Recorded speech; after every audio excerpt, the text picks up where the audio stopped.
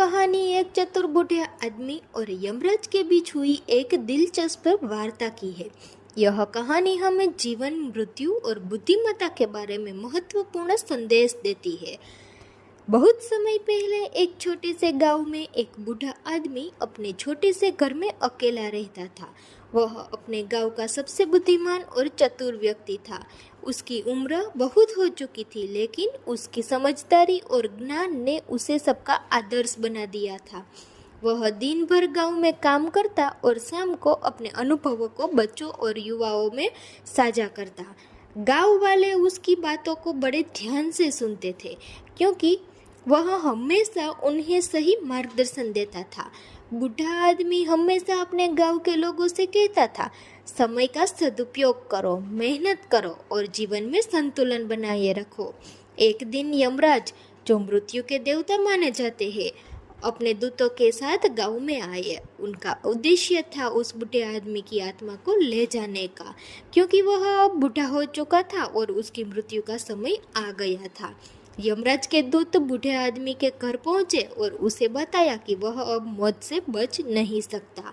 यमराज ने आदेश दिया कि बूढ़े आदमी को उनके साथ जाना होगा, लेकिन बूढ़ा आदमी यमराज से मिलने के बाद चुपचाप बैठा रहा और उसने कोई प्रतिक्रिया नहीं दी। यमराज ने सोचा कि यह बूढ़ा आदमी डर के मारे कुछ बोल नहीं पा रहा है, लेकिन जब यमराज ने उसकी ओर देखा तो वह शांत और गंभीर नजर आ रहा था। यमराज ने उससे पूछा, तुम जानते हो कि तुम्हारा समय आ गया है, क्या तुम तैयार हो? बूढ़ा आदमी मुस्कुराया और कहा, मैं तो हमेशा तैयार हूँ, लेकिन एक शर्त है। यमराज चौंके और बोले, क्या शर्त है? बूढ़े आदमी बोला, मैंने सुना है कि तुम मृत्यु के देवता हो और तुम्हारे पास अनंत शक्ति है, लेकिन क्या तुम यह सिद्ध कर सकते हो कि तुम मुझसे ज्यादा बुद्धिमान हो? यमराज ने थोड़ी देर सोचा और फिर कहा, ठीक है, अगर तुम समझाते हो कि तुम मुझसे ज्यादा बुद्धिमान हो तो हमें एक परीक्षा करनी चाहिए। बूढ़े आदमी ने कहा, हमारे पास समय की कमी नहीं है, लेकिन हमें इस परीक्षा में अपनी बुद्धिमत्ता का उपयोग करना होगा। बूढ़ा आदमी यमराज से एक शर्त रखता है। वह कहता है कि अगर यमराज उसे हराने में सफल हो जाता है तो वह खुशी खुशी उनके साथ जाएगा, लेकिन अगर वह हार जाता है तो उसे जाने के लिए और कुछ समय मिल जाएगा। यमराज ने इसे स्वीकार कर लिया। बूढ़े आदमी ने यमराज से पूछा, तुमने कितनी बार मेरी तरह मानव जीवन जिया है?